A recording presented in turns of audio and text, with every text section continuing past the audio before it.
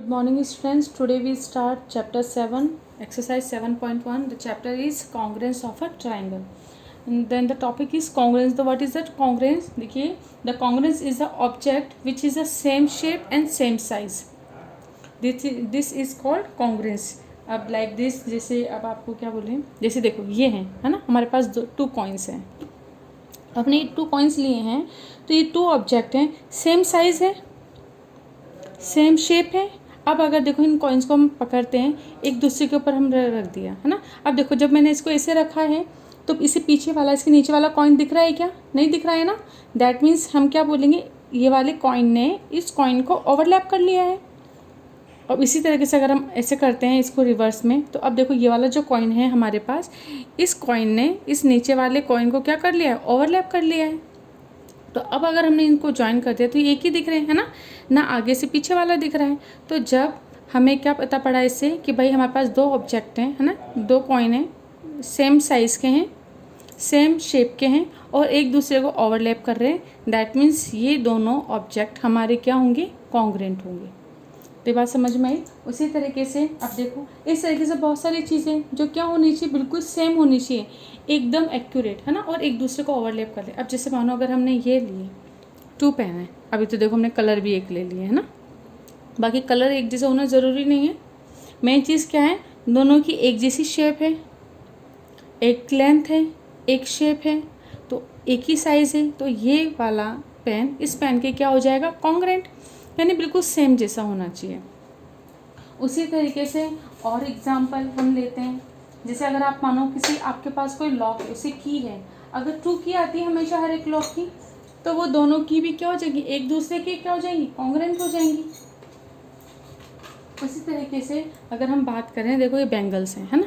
अभी 2 बैंगल्स हमने ली, अभी 2 बैंगल्स सेम शेप की हैं, और अगर इनको हम ऐसे लेते हैं, अब देखो इसने क्या कर लिया, एक दूसरे को ओवरलैप कर लिया ना. अब यानी कि ऊपर वाले से नीचे वाली नहीं दिख रही है, तो ये वाली बैंगल ऐसे अपोजिट करते हैं अगर हम, तब भी नहीं दिख रही है. दैट मीन्स ये जो दोनों 2 बैंगल्स हैं हमारे पास, ये दोनों कैसी हैं, एक दूसरे के कॉन्ग्रुएंट हैं. तो ये वाली बैंगल्स इस बैंगल के क्या है, कॉन्ग्रुएंट हैं.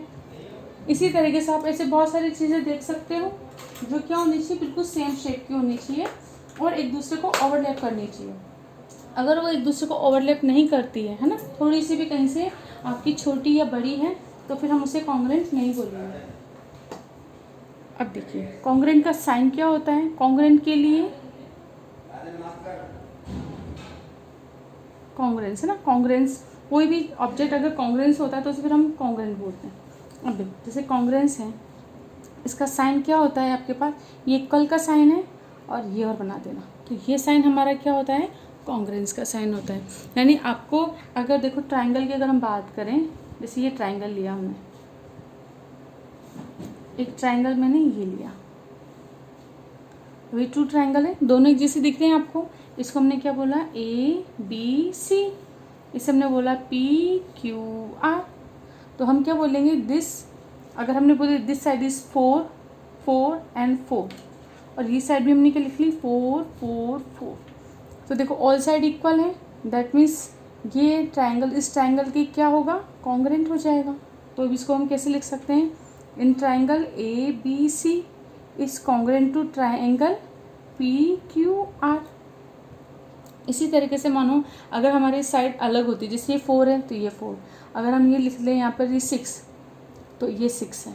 अगर ये हमारी 8 है ना, सेकंड एग्जांपल ले रहे हैं, ये 8 है, तो अभी भी क्या है हमारी, देखो ये साइड इस साइड की इक्वल है, ये वाली साइड इस साइड की इक्वल है, ये साइड इस साइड की इक्वल है, तभी हम क्या बोलेंगे, ये ट्राइंगल ABC कॉन्ग्रुएंट क्या हो जाएगा, ट्राइंगल PQR के. उसी तरीके से जब हम काइट, आप पतंग उड़ाते हो ना, तो काइट लेके आते हो तो सेम काइट लेके आते हो, तो वो भी क्या होती है, अगर बिल्कुल दोनों काइट सेम है तो उन्हें भी वो कॉन्ग्रुएंट हो जाएंगी. उसी तरीके से अगर लाइन सेगमेंट की हम बात करते हैं, कॉन्ग्रुएंस ऑफ लाइन सेगमेंट, तो देखो इसमें क्या होना चाहिए, आपके इक्वल लेंथ होनी चाहिए.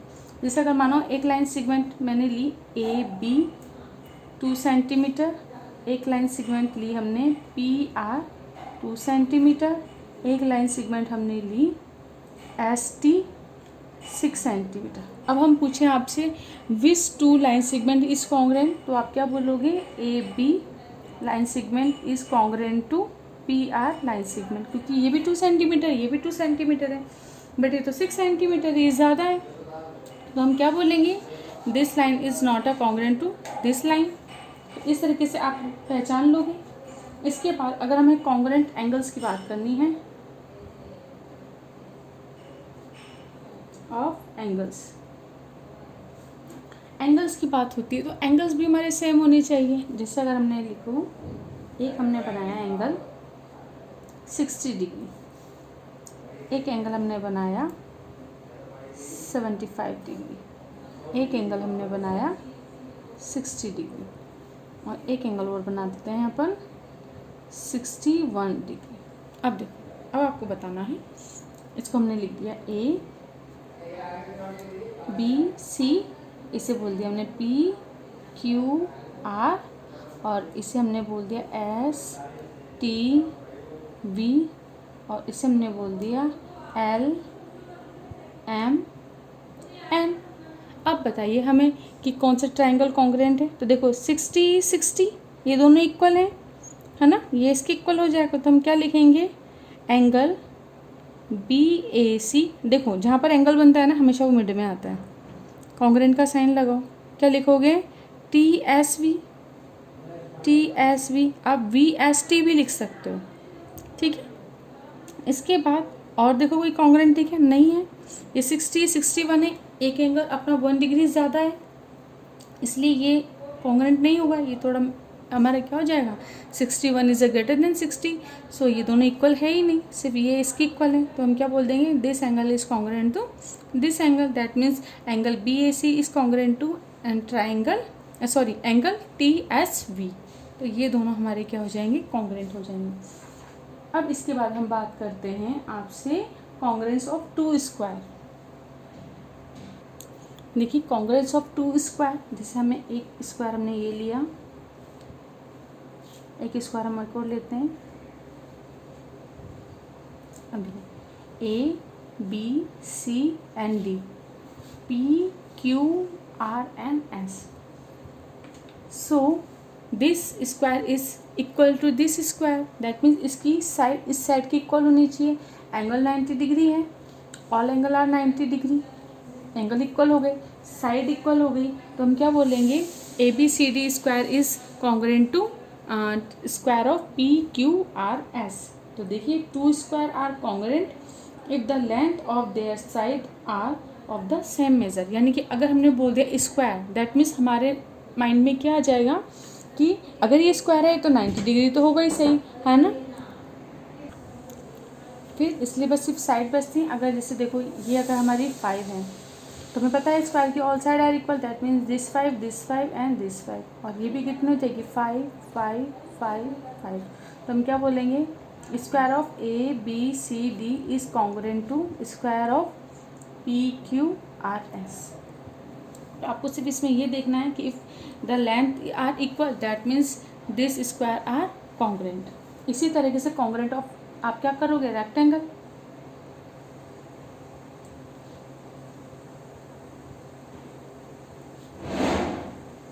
रेक्टेंगल, अगर हम रेक्टेंगल्स की बात करते हैं तो सेम ये प्रोसेस है ना, कि two rectangle are congruent if they have length and breadth of the same measure. जैसे यहाँ पे साइड की, क्योंकि यहाँ पे तो ऑल साइड आर इक्वल है ना, तो इसलिए हम करेंगे। लेकिन रेक्टेंगल की अगर हम बात करते हैं तो हमें पता है रेक्टेंगल में each angle is 90 degree, but length जैसे हमने बोल दिया A B C D P Q R S, then length AB is 5 centimeter and BC is 3 centimeter। तो AB अगर इसकी P, अगर हमें आपको क्वेश्चन में जैसे हमने दे दिया आपको ABCD rectangle is congruent to rectangle PQRS, अगर आपको ये गिवन है और फिर आपको फाइंड करनी है कि find the value of PQ and QR, तो अब आप क्या लिखोगे कि हमें पता है ये इसके कॉन्ग्रेंट है, that means A B side किसकी इक्वल होगी, पी क्यू के। तो अगर ए बी 5 है तो पी क्यू भी कितना हो जाएगा 5 सेंटीमीटर। BC3 है तो QRP कितना हो जाएगा आपका 3 सेंटीमीटर। और अगर आपको इसी तरीके से AD पूछे तो वो भी 3 होगा, क्योंकि हमें पता है opposite side of a rectangle are equal, that means ये 3 है तो ये भी 3 हो जाएगा। और AD अगर 3 है तो PS भी 3 हो जाएगा। इसी तरीके से DC5 हो जाएगा, और DC5 है तो SR भी हमारा अपना कितना हो जाएगा 5 हो जाएगा। That means we know that the rectangle opposite sides are equal. So if two rectangle are congruent, that means its breadth and length are equal. It is a necessary condition. इसी के बाद हमारा नेक्स्ट है congruence of two circle. Two circle, अब देखिए to circle की बात हो रही है, तो अगर टू सर्कल आपने लिए हैं ये इक्वल होने चाहिए। तो ये इक्वल ऐसे देखने से ही नहीं, आपको क्या मिलना चाहिए, इसकी रेडियस इक्वल हो। जैसे R1 है तो ये भी R1 होनी चाहिए। जैसे अगर हमने लिया है 2 सेंटीमीटर है तो ये भी कितनी होनी चाहिए अपनी 2 सेंटीमीटर। तो अगर आपकी रेडियस इक्वल है तो हम बोल सकते हैं टू एंगल्स क्या हैं, कॉन्ग्रुएंट है। तो आप इसको याद लिखिएगा, two circle are congruent if they have the radius of the same measure. That means ये 2 है तो ये भी 2 होनी चाहिए। जब हमारे सर्कल रेडियस इक्वल होगी तभी तो हमारा सर्कल इक्वल होगा ना। ऐसा तो है नहीं कि रेडियस अलग अलग करेंगे तो सर्कल भी हमारे अलग अलग बनेंगे। अब जैसे देखो आपको एक एग्जांपल और बताते हैं। अब देखो जैसे ये है एक रेडियस है ना, इसकी बात करते हैं। सर्कल है, इसकी रेडियस होगी, और एक मेरे पास ये है, ये भी है। हाँ अब देखो ये दोनों को अगर हम लेंगे तो माइनर सा डिफरेंट है, पूरे इक्वल नहीं है। अगर हमने इसको एक के ऊपर एक रखा है, देखो अंदर से थोड़ा सा डिफरेंट है, यानी ये। और अगर हम बाहर से बात करें तो ये थोड़ा सा ज़्यादा है ना। अंदर से दोनों अगर इक्वल नहीं है, अगर इक्वल हैं तो सेम रेडियस है तो कॉन्ग्रुएंट हो जाएंगे। लेकिन अगर हम ऐसे देखते हैं तो देखो इसकी बाहर की और इसकी दो अलग अलग हैं, ये थोड़ा बड़ा है इससे। तो जब हमारी रेडियस इक्वल नहीं है तो हमारे सर्कल भी इक्वल नहीं होंगे, तो फिर वो कॉन्ग्रुएंट भी नहीं होंगे। जिस तरह से देख लो, अब बोलेंगे तो इसको भी हम सर्कल बोलेंगे, कहेंगे हम इसको भी सर्कल कहेंगे, लेकिन इसकी रेडियस अलग है, इसकी रेडियस अलग है, तो ये दोनों कॉन्ग्रुएंट हैं क्या, ये दोनों कॉन्ग्रुएंट नहीं है। तो आपको हमेशा याद रखना है कि सर्कल कॉन्ग्रुएंट होने के लिए कंडीशन क्या है कि if two circles are congruent that means they have same radius of the same measurement. इसके बाद अपना सारी थ्योरी अपनी कंप्लीट हो चुकी है। अब हम करेंगे एक्सरसाइज 7.1। देखिए एक्सरसाइज 7.1 का ट्रू एंड फॉल्स करने में कुछ बता रही हूँ आपको, बाकी के आपको करने हैं। देखिए अगर हम इसकी बात करते हैं, two obtuse angle are congruent. अब देखो ऑब्ट्यूज एंगल है तो ऑब्ट्यूज एंगल तो कितना होता है अपना greater than 90 degree and less than 180 degree. That means हम ये बोल सकते हैं 110 is obtuse angle and 140 is also obtuse angle. अब ये दोनों इक्वल हैं क्या, नहीं है ना, यानी अलग भी हो सकते हैं। तो इसने क्या लिखा है, two obtuse angle are congruent, no, because this is obtuse angle, this is also obtuse angle. And अगर हम बात करें 120 is also obtuse angle, but ये they all are not equal, so this statement is false. And second, two square with the same area are congruent, तो ये अपना कितना हो जाएगा, ट्रू। क्यों हो जाएगा, देखो स्क्वायर लिया हमने अगर, है ना, एक स्क्वायर हमने ये लिया, अभी टू स्क्वायर, इसका एरिया इक्वल है, तो अब इसकी साइड हमें फाइंड करनी है। तो देखो अगर हमारे एरिया इक्वल है दैट मीन्स अगर हमने बोला 16 सेंटीमीटर स्क्वायर ये है और इसका एरिया भी 60 मीटर स्क्वायर है, तो बताओ ये कॉन्ग्रुएंट होंगे क्या, क्योंकि हमें पता है इसका एरिया कितना होता है, side square is equal to area आता है अपना। अब एरिया अपना 60 है और साइड अपनी ये है, अब यहाँ पे स्क्वायर है, अंडर रूट कर दो 4 आ जाएगा, तो साइड अपनी कितनी आ गई 4, तो ये 4 है तो ये भी 4 है, 4 4 4। अब देखो तो हमने क्या कहा, साइड इक्वल हो गई, दैट मीन्स हमारे क्या होंगे, स्क्वायर कॉन्ग्रुएंट हो जाएंगे। तो ये हमारा स्टेटमेंट कितना है, ट्रू। अब two rectangle with the same area are congruent. अब अगर आपको इसी तरह से टू रेक्टेंगल दे दिया, अब जैसे एक रेक्टेंगल आपको ये गिवन है, एक रेक्टेंगल आपको ये गिवन है। अब देखो इसका एरिया जैसे हमने लिख लिया 36 है ना। अब बताओ ये कॉन्ग्रुएंट है क्या, अब हम क्या लिखते हैं, L into B is equal to 36। यहाँ पर भी क्या हो जाएगा, L into B is equal to 36। अब आप ये देखो कि किसको मल्टीप्लाई कर रहे हैं, जैसे आप इसकी जगह देखो ये 36 ना लेके हम हाँ ठीक है चलो 36 से ले लेते हैं ना। अब अगर हम लिखें 36 किसका मल्टीप्लाई, 9 इंटू 4 36। अगर हम करें 4 इंटू 9 इज इक्वल टू 36, है ना। अब देखो अगर हमने यहाँ पे लिखा 9 इंटू 4 तभी 36 इसका एरिया। लेकिन अगर हम ये बोलते हैं इसको, अगर हम ऐसे ना बना के सुनाएं कि ये तो हमारा 4 सेंटीमीटर है, ये 9 सेंटीमीटर है। अभी मैंने सिंपली एक जैसे बना दिए, लेकिन अगर हम इसको आड़ा भी बना सकते हैं ना, तो अगर हमारी लेंथ और ब्रीथ अलग हो गई ना अब तो तब, लेकिन हमारा एरिया तो इक्वल आ रहा है, लेकिन ये दोनों कॉन्ग्रुएंट है क्या, नहीं है ना, तो फिर ये स्टेटमेंट किया जाएगा फॉल्स। अब जिस तरह से मैंने सिखाया है, अब जैसे देखो 2 circle with the same center are congruent, center equal होने से क्या होता है ना, एक ये मैंने इतना बड़ा बना दिया, सेंटर दोनों के इक्वल है, लेकिन ये दोनों सर्कल कॉन्ग्रुएंट नहीं है ना, क्योंकि सर्कल को कॉन्ग्रुएंट होने के लिए क्या चाहिए, रेडियस इक्वल होनी चाहिए, जबकि इनकी रेडियस इक्वल नहीं है, तो ये कितना हो जाएगा अपना फॉल्स। इस तरीके से बाकी के आपको होमवर्क में करना है ना। Question number 2, in the given figure PQRS is a parallelogram, right the congruent line segment. अब देखो कॉन्ग्रुएंट लाइन सेगमेंट करनी है। अब इसमें कुछ हमको देखो पैरेललोग्राम में तो हमें पता है ना कि पैरेललोग्राम में opposite sides are equal and parallel, so आपको लाइन सेगमेंट फाइंड करनी है। अब इसके अंदर हमको कुछ नहीं दे रखा कि इनकी लेंथ कितनी है, लेकिन हमको प्रॉपर्टीज़ याद हैं कि parallelogram has opposite sides are equal, that means PS is equal to QR and PQ is equal to SR। Opposite side are equal and parallel, और हमें लाइन सेगमेंट कॉन्ग्रुएंट बतानी है, तो हम क्या लिखेंगे इसका solution, PS line segment is congruent to QR and PQ line segment is congruent to line segment SR। Line segment का साइन, इसका आंसर ये हो जाएगा। इसके बाद है अपना नेक्स्ट है question number 3।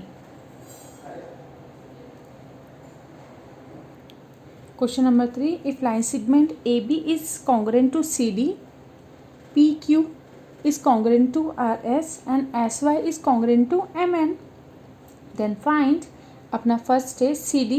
if AB is equal to 4.2 then find CD। we know that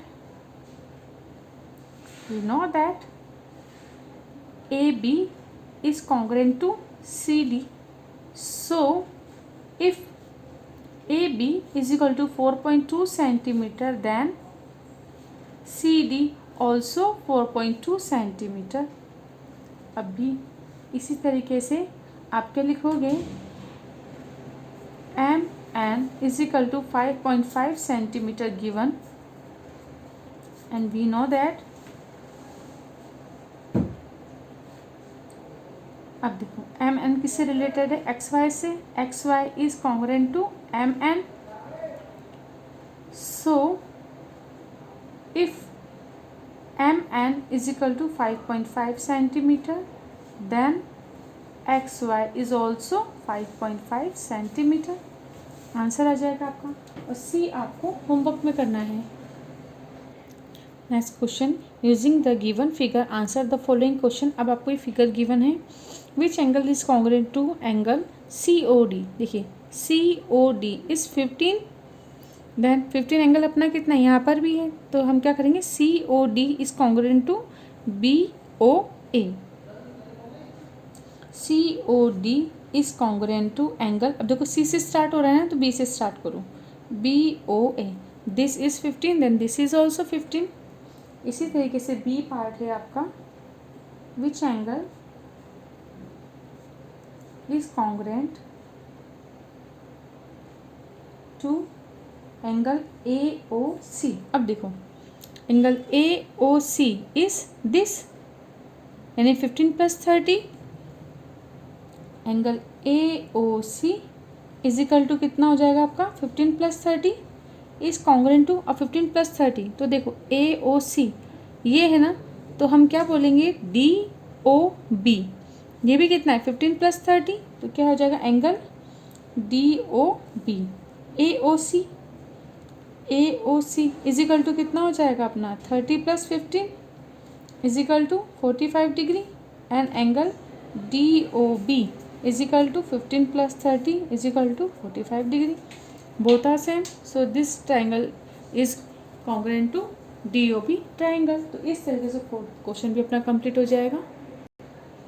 next question is question number 5। In the given figure angle AOC this angle is congruent to angle PYR this angle. They both angle are same, congruent. Is BOC is congruent to QYR. अब आपको बताना है ये angle इस angle के congruent है या नहीं। तो देखिए हम क्या करेंगे, सबसे पहले angle AOC is equal to angle AOB plus angle BOC। अब अगर हमें BOC फाइंड करना है ना, तो हम क्या लिखें, angle AOC minus angle AOB is equal to angle BOC। ये हो जाएगा। इसको इक्वेशन 1 डाल दो। अब इसकी बात करते हैं। अब हम यहाँ पे क्या लिखेंगे, angle PYR is equal to angle PYQ plus angle QYR। अब आपको QYR चाहिए, हम क्या करेंगे, angle PYR minus angle PYQ is equal to angle QYR। अब देखो, अब हमें क्या बताना है, ये एंगल इस एंगल की कॉन्ग्रुएंट है या नहीं। अब इसमें हम क्या करेंगे, पुट द वैल्यू। इसको करेंगे क्वेश्चन नंबर 2। हम करेंगे put the value of angle AOB is equal to 40 degree and angle PYQ is equal to 40 degree. तो कर दीजिए AOC माइनस 40 बराबर BOC and this PYR minus PYQ 40 degree is equal to QYR। अब देखिए ये इतना हो गया। अब इसके बाद हम क्या करेंगे, we know that angle AOC is congruent to angle PYR। अब देखिए ये और ये कॉन्ग्रुएंट है, दैट मीन्स जितना एंगल ये है उतना एंगल ये है। उसमें अगर हम सेम डिजिट माइनस करेंगे तो हमारे पास जो एंगल आएंगे वो भी सेम आएंगे ना।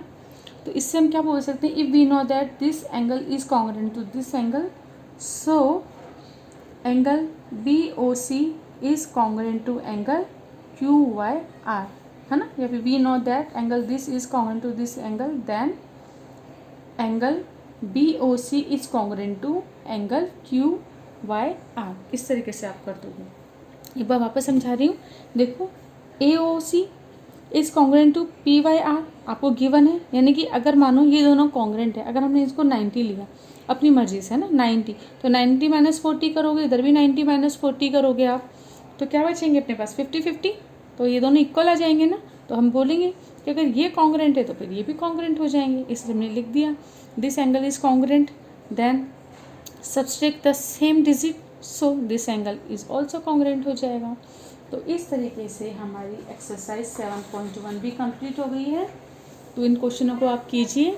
अगर कुछ प्रॉब्लम है तो आप मुझसे पूछ सकते हैं। तो आज के वीडियो को यहीं पे कंप्लीट करते हैं। Thank you.